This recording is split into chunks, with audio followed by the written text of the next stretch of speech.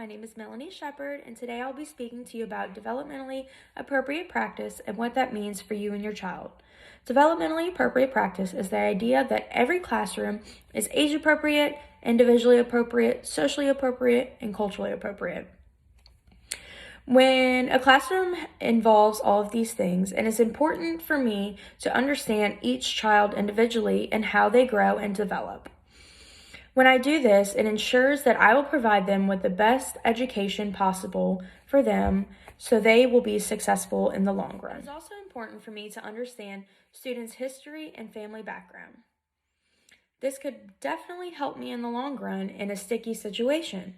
For example, say Susie is having a hard time reading her books. I've tried everything in my power to help her read, and I am just not succeeding. Well, it could be important to know that Susie's father is illiterate and that she is not being provided with help at home because he simply just cannot help her.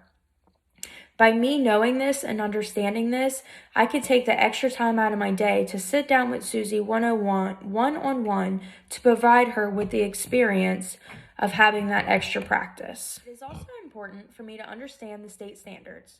To truly take the time to dissect and understand them will help me teach your children to the best of my ability. Also going along with that is the understanding of developmental age and where your children should be on their stepping stones in development. With that being said, although there is research behind these standards, it is key to remember that each child does develop at their own rate and that there is no rush. And as long as the child is successful, my job is complete. You're wondering how this can truly be implemented into your child's classroom. Take something as simple as furniture.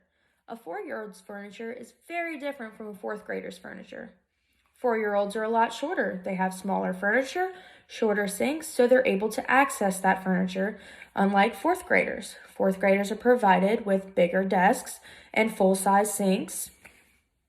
Another example could be sensory bins.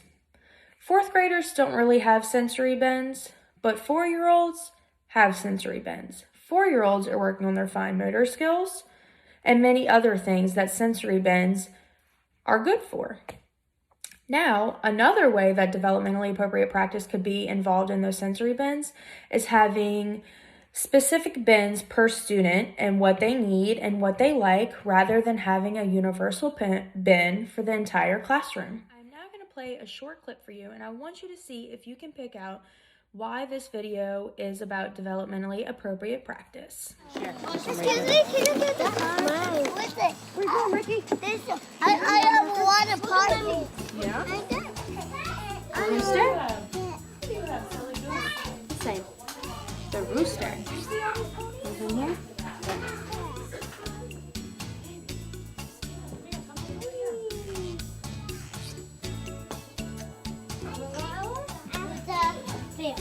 At the fair.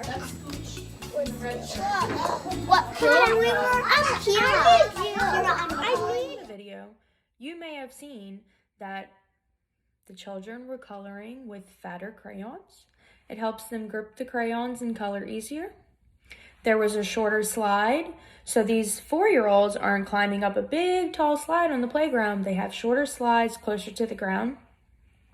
They were also engaged in dramatic play. This helps with their social skills and just developmental skills in general. One last thing that I want to talk about is assessments. In order to meet the needs of the student, it is important for me as their teacher to be assessing them almost 24/7, keeping a mental note of what they can and cannot do, what levels they have reached, what standards they have reached and completed. But it is also important for me to keep documented assessments as well, because at the end of the year, there will be a portfolio of the student's success, and you will see how much your child has grown and developed throughout our time together. I hope this video has helped you to understand a little bit about developmentally appropriate practice. If you'd like to know where I got my resources from, it was from this textbook, Developmentally Appropriate Curriculum. I also received the video that was shown in this clip from YouTube. Thank you.